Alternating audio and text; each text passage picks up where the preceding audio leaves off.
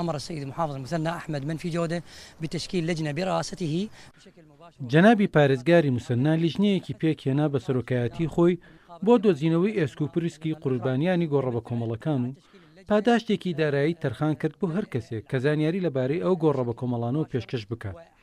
لە ماوەی دەڕۆژێکدا زیاد لە چەند شوێنێک دۆزرانەوە کە هەندێکیان گۆڕی بە کۆمەڵی کۆن بوون. دوێنێ گۆڕێکی بە کۆمەڵمان دۆزیەوە کە هی قوربانیانی برایانی کوردن لە هەرێمی کوردستان. ئەوەشی کە ئەو باوەڕی لا دروست کردوین ئەوەیە کە قوربانیەکان جلوبەرگی کوردیان لەبەردایە و جلوبەرگی کوردیش لە جلوبەرگەکانی تر جیاوازن.